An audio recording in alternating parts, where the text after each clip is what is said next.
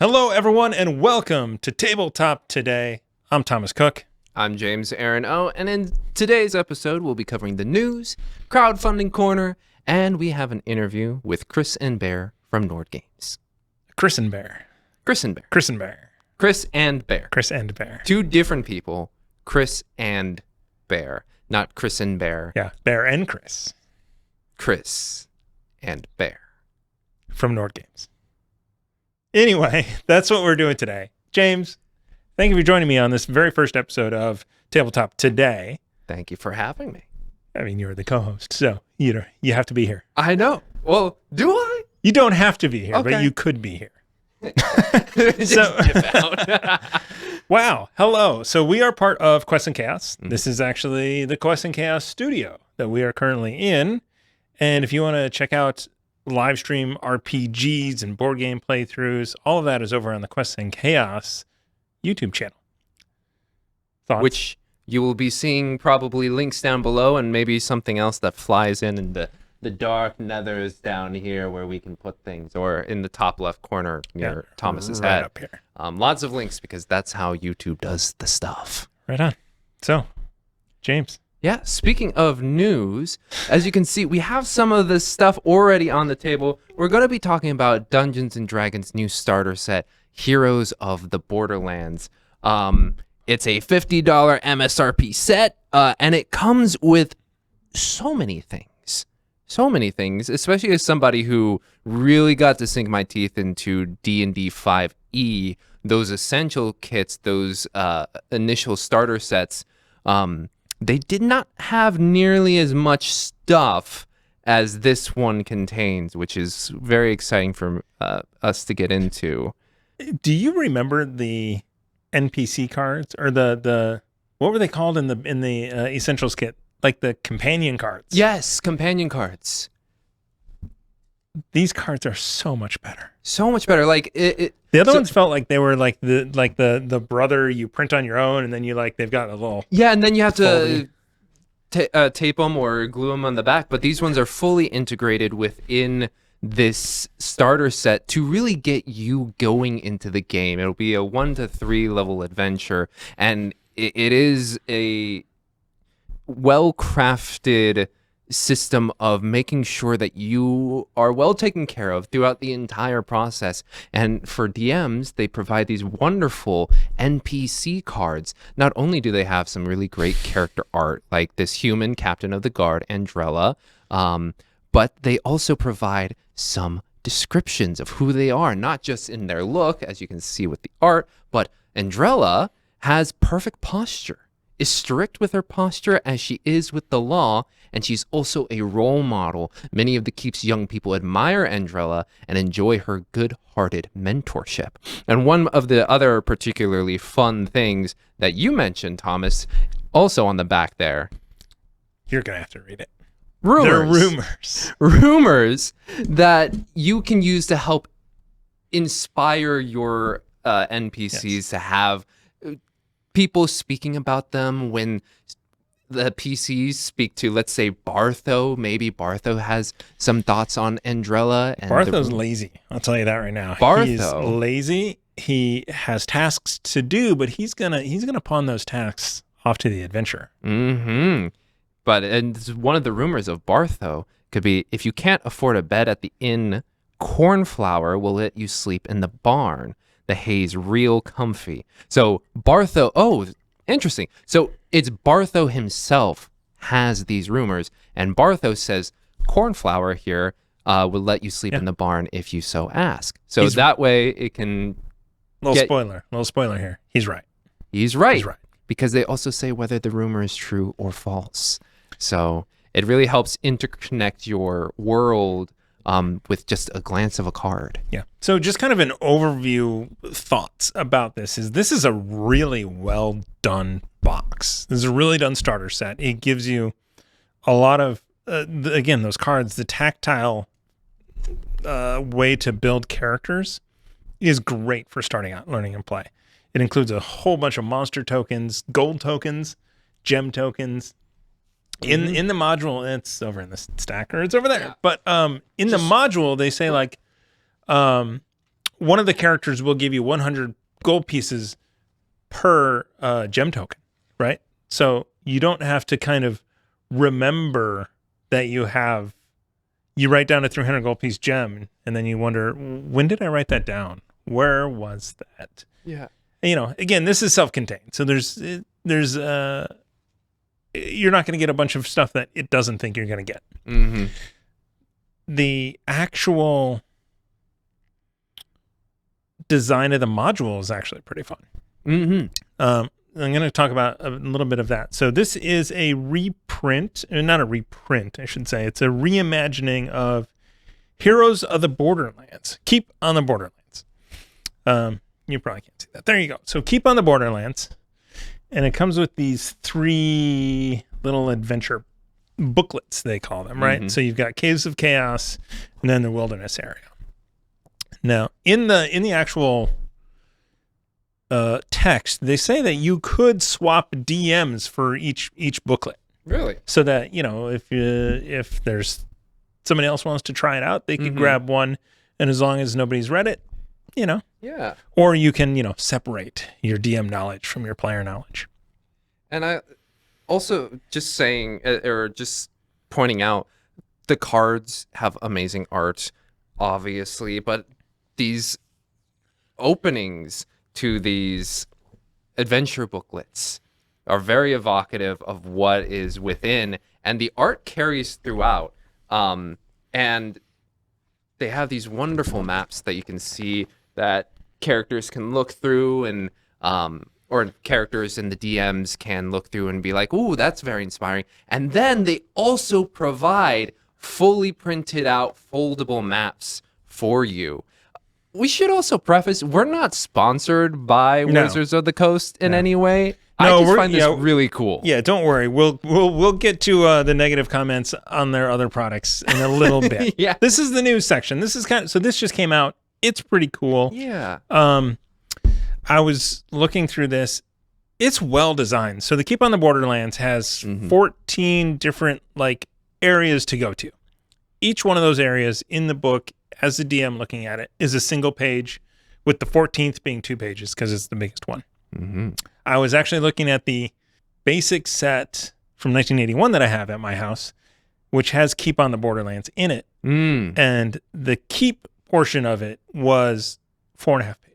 4.5 pages long, whereas this one is a solid, for 14 areas, 19 pages. Yes. But I mean, it was there's no art really in there, so it's just block text and block text and block text. This one, each place you go to has an NPC that you get a card. They've got a quest for you. They've got a task for you, or task or services that they can offer or need help with. Yeah. And a reward for what you get if you help them. In the original Keep on the Borderlands, when they describe an area, the first thing they describe is how are the guards? What chainmail are they wearing? Yeah. What happens if you start a fight? What happens if you start a fight? You fight a lot of bad guys. So it's almost it's already prepping you to do bad acts. I feel like it was, and in my mind, I'm thinking that I was flipping through it this morning, and I was like, I remember this from a kid, and we were bad. This was not a. I think we snuck into the keep to start off, and then just off the rails from there, I believe. That makes it feel more Elder Scrolls-y, where you're I'm trying to get my sneak skill up, and I'm going to stab that guy in the back and steal his turkey leg. You played Elder Scrolls differently than I did. Yeah, I was always sneaking, because the more you snuck, the higher your skill would be. And then literally you just crouch down and no one can see you after 2 hours of just being like, if I do it real slow now, I can just stab him in the back later. Anyway, so as far as the product from Wizards of the Coast goes, this is a really great one. I would say it's worth the $50. Yeah. And they say in there in the keep, and then there's you can venture out from the keep once you don't have to do it all at once, but you can venture out into more wilderness areas where there are monsters and bandits, and then the Caves of Chaos, which are its own thing, which we won't get into. But each one of the in the city ones can take 30 to 60 minutes. Oh, wow. They say. So there's like 50 hours of content in here. Mm-hmm. And Easily worth it. one of the things I really appreciate them putting out are these, I guess, like beige yellow blocks where it says what you need to play. And that way, if you're newer to the D&D space, tabletop RPGs, Or you're you like, don't have time. or you don't have time, you're like, oh, there's an occult ritual happening in this area, and I need my poster map of the woods. I need my player character tokens because a battle is going to ensue. Got some equipment cards for the cultists, and I also need to get monster cards and tokens for 4 cultists. And boom, bam, ready to go. Nice. So that way you already know what you're getting yourself into, which is very, very helpful. All right. So that concludes the happy fun times for Wizards of the Coast. Yeah, I mean, quickly look at beautiful art. Quickly look at beautiful art. Or I guess this is a good segue. Yeah. Speaking of beautiful art, there's a lot of beautiful art in Dragon Delves. Dragon Delves. This book came out 2 months ago. July. Did you know that? I did not know, but you were telling me this is This is the D&D's very first D&D 2024 adventure. It is an Yes. anthology book, so it's not a campaign. Mhm. But boy, howdy, is this a weird book. It's very confusing. Yeah, I mean, the every module has a different style to it. Mm-hmm. Art style, Yes. content style. I mean, can we open up to the Candyland adventure real quick? Oh, that's like the Baker's Doesn't. Like that is the art for Baker's Dozen Chapter 2. It comes in with its very unique clip art, very strong animate or illustrative look to it. And then if you flip to another page, another adventure, it goes back to like a very well rendered D&D 5e kind of look to it. And then also these and then this one has this like that's like the cover. Yeah, like or that's the alt cover. It's just weird. It's just wacky and weird. It's so fast, like not and then you get the hash, the hash type drawings. Not to knock the art. The art is phenomenal. It just is scattershot, which I find fascinating. And then in between each of these chapters is a brief overview of a type of dragon. Yes. So here's your red dragon. Except if you look at the artwork, it tells you that it was from this. Oh, this one's from Draconomicon or Draconomicon from 2009. Yeah, I had that as a kid. I opened it up and it was really, really cool. And I thought I was learning about dragons and all that. And it's just basically, this is artwork from all of their other stuff. So they didn't have to buy new artwork. But I also find it fascinating. It's like, it's not expanding necessarily on the dragons. It's just like, look, dragons. Yeah.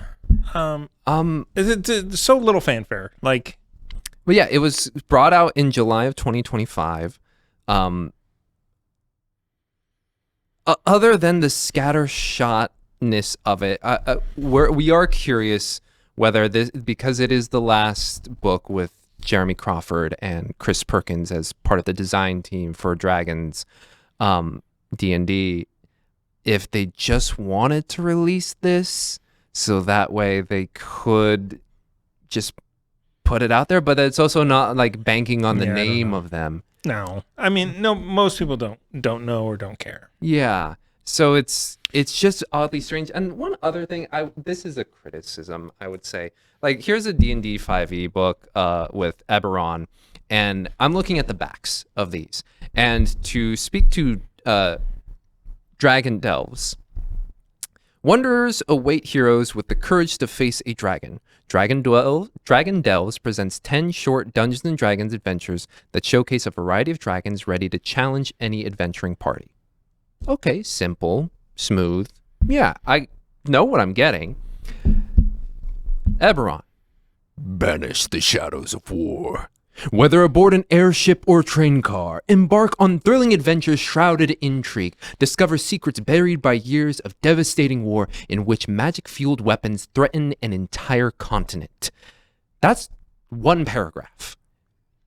And then there's a second paragraph. And then there's a third paragraph. The second paragraph has a bunch of questions of like what you could be like wondering about in the adventures. And then the third paragraph is a bit of an overview of what the setting is. And it's just like, yes, it's smaller text. Granted, that is a campaign Yes. and a setting book combined into one. And if we had our Keys of the Golden Vault, I would love to see what the comparison is, because they're both anthology series. Did you see Infinite Staircase back there? I don't think I did. Okay. Yeah. It's another anthology. Saltmarsh. But yeah, it's just the lackluster on the back here. It's like, wonders await dragons. It's like, Dungeons and Dragons, duh. This hooked me in with a sentence. Yeah. You want to know the funny thing is, though? I think we're going to run Dragon Delves over on Quests and Chaos. I mean, probably, because, they don't have any Our Keys from the Golden Vault rotating cast of characters was really well crafted and well done. So Alondra came up with a really great concept for that. And the idea is that we can continue this over with Dragon Delves. And they do mention how one can tie all 10 of these together, right? They do. Loosely. Yeah. We are going to... So I have my own sort of campaign setting that we can set that in. Set all of these adventures into there. Okay. So that's kind of why it would be good. Yeah. But I think that we can also not only rotate... So characters come in and go out. Yeah. The DM could change too. Oh my God. Are we inspired by Heroes of the Borderlands starter set? Not at all. No, not at all. Okay. You just don't want the full responsibility of handling an entire campaign. I'm like, I'll run the first one and the last one, and then maybe one in the middle. Okay. You want Baker's Doesn't? See? No, I don't. Okay. But yeah, that's kind of our news for now. Just speaking a little bit to Dungeons and Dragons, Heroes of the Borderlands, as well as Dragon Delves. We'll be looking at more news throughout the industry, but for our first episode, we were just like, let's look at some solid core of the Dungeons and Dragons and Wizards of the Coast, provide a little bit of opinions. But looking to the future of our industry, I think we're going to take us to our crowdfunding corner. Thomas, what are we looking at on Kickstarter? All right, today? we're starting off with the Game Makers. So this is a board game. It is, as the time of this recording, 13 days to go. So you probably don't have much time left by the time you see this. Already at $700,000 raised. Great. Crashing through their initial goal of 50. So 10 times. 12 times. This looks like a horribly, I shouldn't say that. It is ambitious beyond belief what this game is. This is a board game about making games, and it is designed by somebody who works at Panda Game Manufacturing and published by Bezier Games. Yes. It seems flipping crazy, this game. What I didn't see in this whole videos that I saw was actually how you play the game. How you play the game. It seems to be a worker placement kind of game where you place your workers in, well, I guess big concept here. It's called the Game Makers. You are making board games, and they design the game so that you, as the player, experience what it's like to develop your favorite board games. These are not fantasy board games. They are not like fictional board games. The developers, the creators of the Game Makers, went out and got over 300 modern board games to be made in this game. Like, they went to different publishers and licensed the image of the box of the game. So, like, you can make Catan, you can make Wingspan, you can make Ticket to Ride. I believe they even have Vantages. Vantages came out this year, folks. Like, they scoured the catalog of modern board games. So that way, when you are playing this worker placement game, you are creating these board games and trying to create a tableau of 12. Yeah. So it's kind of interesting. So I was able to glean some of this game, right? So there's a set collecting aspect. Yes. Which you have to set collection games. Mm-hmm. So you're like, oh, Wingspan, set collection game. I need that to make my set collection. Or you've got your engine generating like game. Oh, I need to go collect engine generator games. Mm-hmm. Just very interesting, very meta. It's $200. $200 for the big version of it. Okay. $150 for the base game. Only $150. $150. That's $50. You know how many Starbucks? That's $150. So. Yeah, $150, like $50 difference. Plus $50 shipping. $32 for the Americas. I did see that one. Well, $31 for the base game. $32 for the collector's game. Yeah, I $232. $232 before tax. But yeah, it's just fascinating that we are now reaching the point of board games talking about board games within their board games. Like video games has reached that level pretty dang fast in comparison to it's like video games about video games.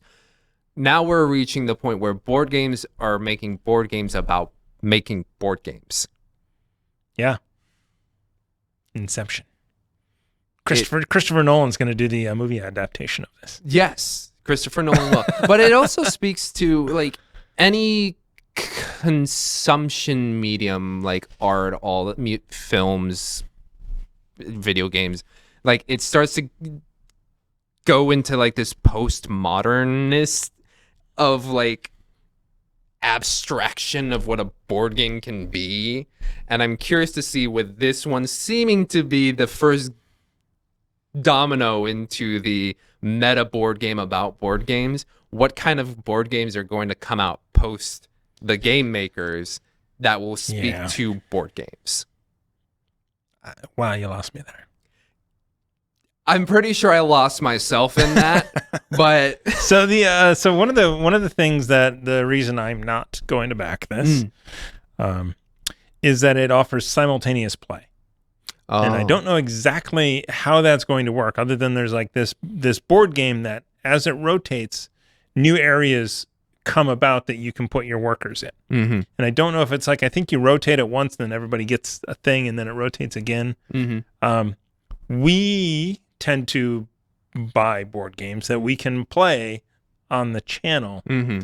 And simultaneous gameplay doesn't lend itself very well to an actual play type of thing. As a consumer, though, if it was just Thomas didn't have to do all of the presentations of board games, but Thomas just like, I want to go play this at home. Does the concept interest you? Does worker placement tickle any part of your brain? It does, yeah. I mean, honestly, I'm very curious, and I hope someone I know buys this. Mm-hmm. He stares very intently at me. I mean, it could be anyone out there who is in, our orbit.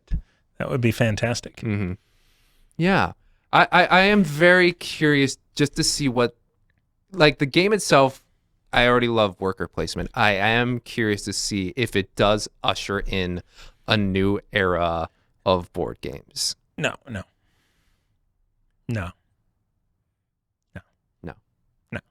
You don't believe so? I mean, the fact that it's that Panda board game manufacturing is associated with it, that might open, stuff up to, because they're a manufacturer of board games for everyone. So many of the games that you love are manufactured by Panda. Mm. And the fact that they're getting into designing, I don't know, seems interesting. Another interesting point that I'm curious about, whether this will promote cross publisher/designer collaborations. Yeah. Just because it's like, hey, I would love to use your image for this game. Okay, but like, how can we potentially like collaborate in greater ways? I'm wondering if that it's just questions at this point for me. Like, we'll check back in a year, see if any of my questions ring true in reality of collaboration cross competing board game manufacturers and designers because of what potentially that could harness in those collaborations. So you're saying I should reach out to Print Ninja, and we should come up with some sort of collab about ninja printing card decks. Yes. Okay. Yes. Because we're in the meta portion of board games now. But yeah, that is the Game Makers. Anything else you want to add about the Game Makers? I don't think so. I still wish that there was a how do you play this game? I think there's a lot of fluff involved in it right now. And, they had if I was at Gen Con, then I would have actually seen how this game plays. Yeah. But I wasn't. So they have a lot of reaction to people playing the game, but not a lot of like, here's how it's played. Yeah. Granted, it's early days, but I kind of want to see that when I back a game. Yeah, I mean, especially when you're backing game, the experience of a game is that you play it. Yeah. And if it is not well designed, then we got a problem. I mean, then again, Tainted Grail, there was a lot of gameplay, how it's played. And I backed that, and it's a terrible game. My opinion only. Apparently, they came out with a second Kickstarter that fixed how the game plays, but I didn't back it, so I don't have that. And I'm like, well, how do I? Here's the thing I gotta say with board games compared to, let's say, video games. Yeah, you can't update bugs. Right. Your game needs to be bug free as a board game, because once that is shipped out, and I know some board games that ship out errata, and I'm over here being like, yo, that ain't it, kid. Or like not even ship out errata. You have to go find the errata because you're like, this card doesn't make sense. I think board games need to be more rigorous with their game design, and obviously things will slip through the cracks. Yeah. Like I played a game of Betrayal in the House on the Hill, first edition, and there was no clear way for the trader to execute what they needed to do. And it was only one scenario out of hundreds. Cool, great. But Tainted Grail seems to, on a fundamental level for you... Well, I knew how it played. It was just crushing. There's really no way to win it the way it was designed. But then for them to create an entire second edition that's like, hey, now our game is playable. Right. Well, and it was an update kit. Even so, I mean, it was really that game's really bad. Game designers, yeah, this is my call out to you. You gotta come. You know what? Come on the show and we'll interview you. Yes, please. Let's talk, and we can talk about. I would love to talk. Yeah. Well, speaking of talking, we will get into our interview with Chris and Bear from Nord Games, but also from Nord Games. Before we get there, they do have a crowdfunding initiative on Kickstarter that's going to be happening on September 30th. 28th? 30th? 28th? 30th? I think you're right, 30th, but... I believe it is September 30th. At least that's what they said in our interview with them, which will be right after this. But we do speak to them about their current upcoming Kickstarter, which is Elemental Dragons, Bestiary, Crafting, Lairs, Quests, and more. So when I first saw this, it was an Elemental Dragons Bestiary, and then we started asking Chris and Bear about it, and they're like, "Oh, it's 4 books. It's a campaign. It's a world. It's campaign, crafting, bestiary, and layers. All 4 of them. Treasure Hoard. Yes. Anyway, just like it's a massive Kickstarter. Where you will be getting these 4 books, and they speak about 10 different elements, which they will describe in our interview with them, and how each of those elements have 8 dragons per element, and each of those will have 4 stat blocks of a wormling, a young dragon, adult dragon, and a ancient dragon. So over 320 stat blocks of dragons that will fill your game. And it's just really cool. I love dragons. It's just a mythological creature. And Chris was showing us some of the art that you will see in a brief moment. But the art is fantastic. And consistent. Consistent. A dragon book, consistent art. What? And many different artists. Mm-hmm. All right, so let's go ahead and we'll roll that interview just about this Kickstarter, and then we'll come back. You guys have a Kickstarter coming up, right? We do. It's launching very, very soon, October 30th. It's called Elemental Dragons. Not September 30th. Oh, good. Thanks. Yeah, no worries. That's a whole month out. That'd be so funny. October 30th. It's launches September 30th. Wow. Yes, September 30th. Thank you very much. Yeah, you're all. I got you. That's why I'm here. It launches September 30th? Yeah. It launches September 30th. Elemental Dragons is a series of 4 books. Indeed. All dealing with elemental dragons. The first one is the Bestiary and Crafting Guide, and then the second one will be the campaign setting. The third one is Quests and Layers, and the fourth one is the Treasure Hoard. So, and they're all elemental dragon themed. Yes. So these are dragons that you have not seen in other books. We're not just doing like the red dragon and copper dragon and stuff like that. These are all dragons according to different elements, and they're based on what the dragon is made of. So it could be like literally made of that element. It could be in a certain environment that is of that element, or it could have a certain behavior, or maybe a special like breath weapon or ability or something like that. And it's sort of like the interpretation of the mortals that interact with that dragon. They've been the ones who have classified them and named them how they've named them. And we've got 10 different categories, including things like air dragons, water dragons, earth dragons, shadow dragons, light dragons, the crystal dragons and stuff like that. So trying to make them all feel very interesting, very unique. Most of them are going to come with 4 stat blocks. Most dragons would be like wormling, young, adult, ancient. They'll come with crafting, like what could you craft from them, like with the kinds of things. Kind of like Monster Hunter. Very... Yeah, if you were able to get a hold of, the heart of, this type of fire dragon or whatever, what could you do with that? Make these kinds of potions or whatever. They'll also have unique like treasure for, different dragons and their age ranges and stuff like that. So this type of dragon may focus on these types of precious metals, or, only collects wondrous items or something like that. And as they get older, their treasure hoard grows bigger and bigger. There's other dragons where they don't even really have a treasure hoard per se, because they don't consider those kinds of things valuable. Their treasure hoards are literally the people that come and try to fight them and die, and their bodies are left there with all the items that were on them, essentially. Right.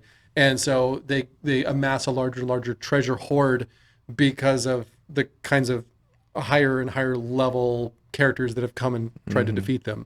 So there's those as well. And we've got layers and stuff like that accounted for as well.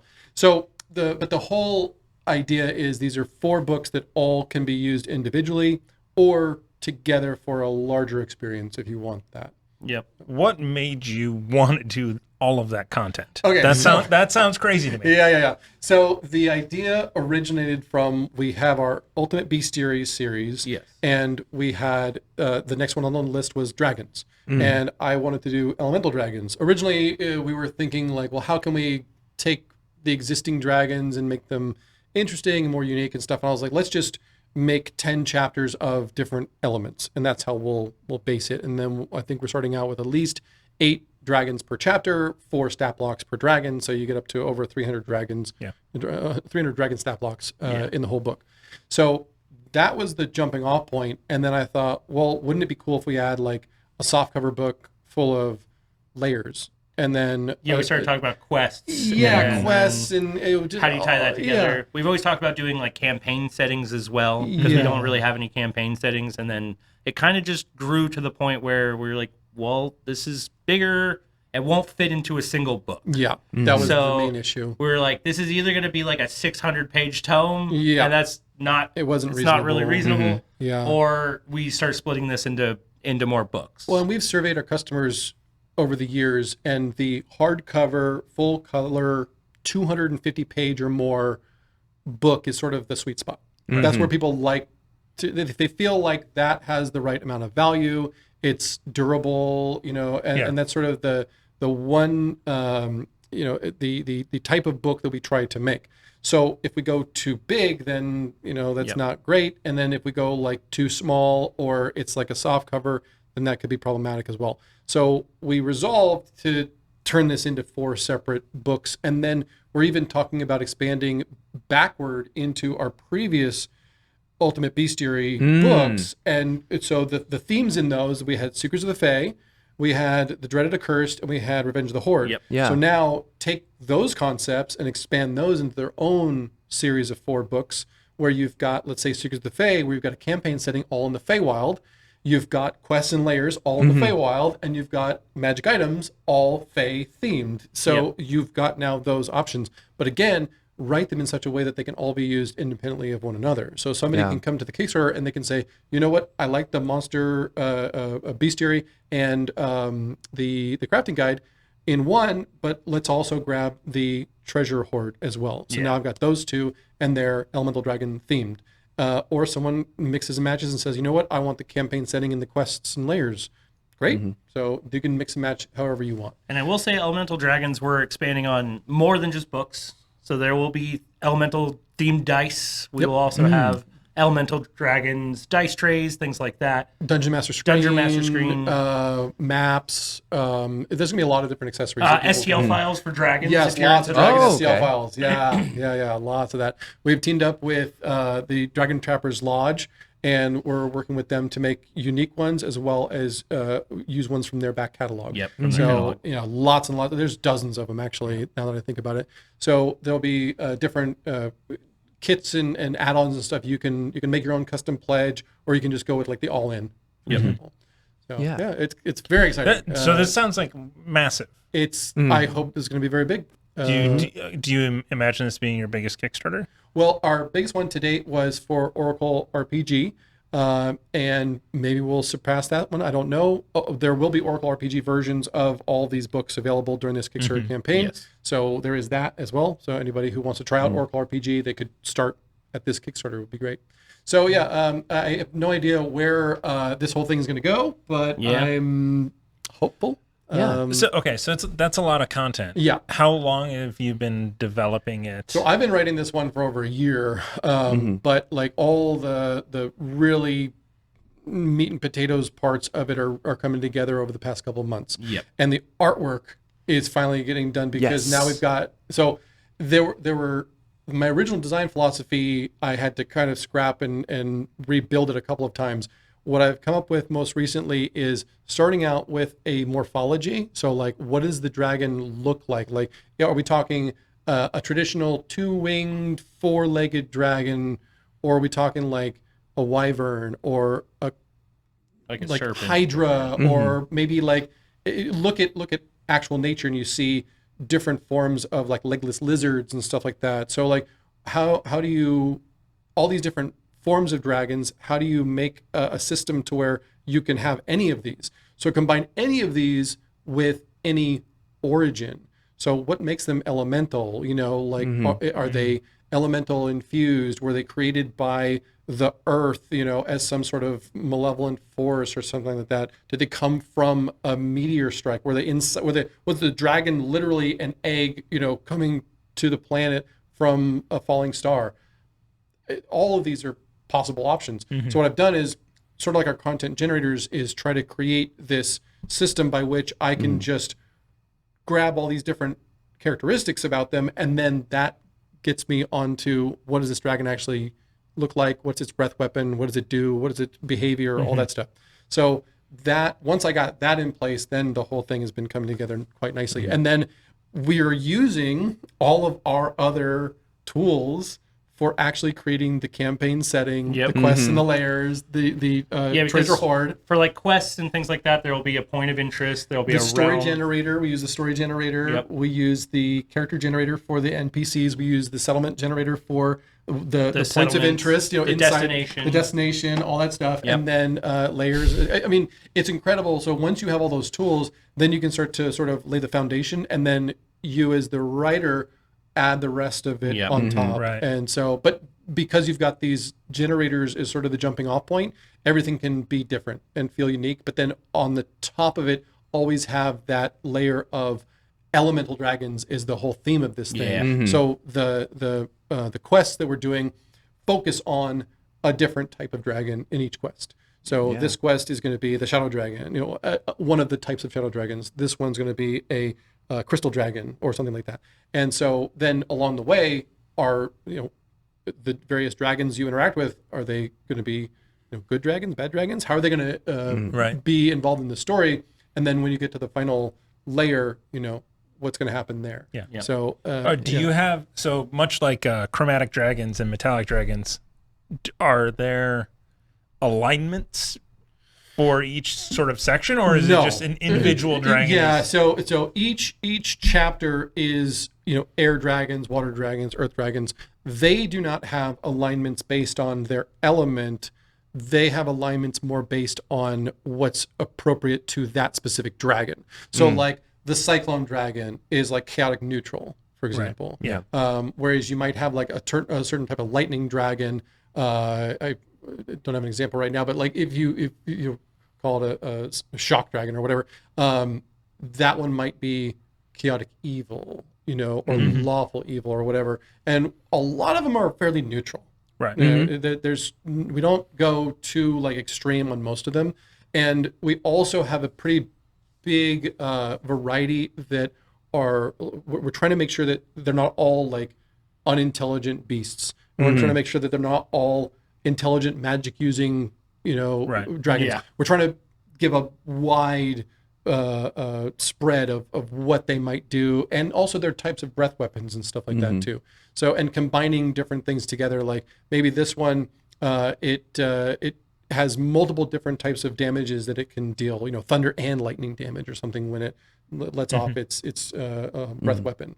So that's what we're trying to accomplish, is something that you haven't seen before, and then combine that with now crafting in there, and then also unique treasure and that kind of stuff is, put all together, and it becomes a very unique book. And then, expand that to the campaign setting, the different realms and regions and politics and everything that go into that, and like what has shaped those realms and regions.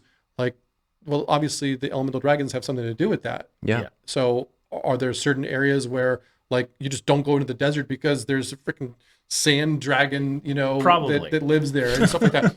or is the sand dragon, does it protect a village or something like that? You know what I'm saying? Like there's lots of different ways you can go with it. And then the quests and layers, more of a like a linear adventure path on each one of those, but they will call out locations that are in the campaign setting.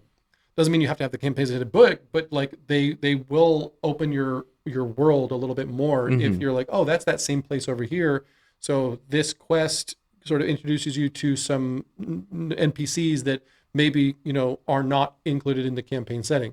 So, and then the treasure hoard, now you've got a ton of common, uncommon, rare, very rare, legendary items that are all like 100 of each, that are all elemental themed in some way. And they may also have connections to the dragons in some way. So if there's like a name dragon, they might actually have this item on them. So, but again, you don't have to have all 4 books to get everything out of all 4 books. They're all usable independently. But if you do have all 4 books, there's a huge amount of content there. Right. Amazing. Yeah. And that is live on Kickstarter right now, given the time that we record this. Probably. Yeah, probably. Probably. Yeah. So going live on September 30th. September 30th. And is ending on October 30th. Okay. And so it'll be live for a month, and we're excited about it. Yeah. We've got a lot of followers and a lot of excitement about it already. We'll be putting out PDF previews for people, so you can see what the content's going to look like and the graphic design. And all that kind of test it stuff. out for yourself. Yeah, see and if you then like it. and then the campaign itself has tons of artwork on it already, so you get an idea of what the artwork looks like, the feel of it, and all that. Yep. So yeah, very excited. Lots of great content on there. And then again, we're looking at going back through our back catalog and then revamping some of our other monster books to expand them into larger series like this. Wow, it's amazing. A lot of content. Yeah, that'll be great. I'm excited. Cool. Well, thank you for joining us again. Thanks for having us. Tabletop Today. Well, that was our interview with Chris and Bear of Nord Games. That was a pretty fun time. Yeah. No, it was. I love talking to creatives in general, but also the designers of games to see how they start to think about creation in general, because it's not just here's a product that you passively engage with. How do I make a product that you actively engage with? I was using their books quite a bit. The Spectacular Settlements, I actually have a couple settlements that are in the book. That's pretty fun. And then I was using them to build some world building stuff. And I now have the Oracle RPG. So it's not out for tablets yet, but I have it browser based. So it's an app that's, you type in the web address, oraclerpg.com, and then you log in, and I have access to all of the stuff that I backed during that Kickstarter. So it's honestly, that is just a super fun way of doing content building. I love the books, but it's a lot slower. Yeah. No, I like the speed of a world building session is, it is one of the fun parts of doing tabletop role playing games, but it is also one of the more it's time consuming. It's time consuming, tedious, arduous. Arduous is, it's a bit of a word, because like you do that for every single physical, let's say with settlements, right? You create that place, but then you have to do that with people in there too, quests within there, and I'm speaking with Chris and Bear, the way they have systematically found a way to develop those things in a way that should be a system where it's like you start big with your world, you go down to a city, you go down to a building, you go down to a person, and to be able to just line all of that up in a quick and fast fashion opens your mind and capacity to craft more specificity. Yeah. I mean, when they said that they were doing 4 books for their Elemental Dragons thing, I'm like, you're crazy. But I wanted to ask that question of like, how did you develop it? And then he answered it with, I have a system. Yeah, I built a system to make settlements. And like, oh, that totally makes sense. Yeah, totally makes sense. And they've got dangerous destinations, world building, like basically everything in there. There you go. And in fact, you could do that too. Like I'm doing it for my system.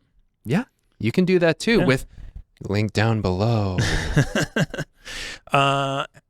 Wait, hashtag should be sponsored? Yeah. Hashtag should be sponsored.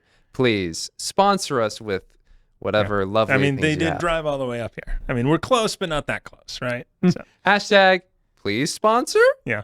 In fact, honestly, when you see the Kickstarters that are coming out from them, you're going to be like, I know those wood panels because I shoot them in the studio.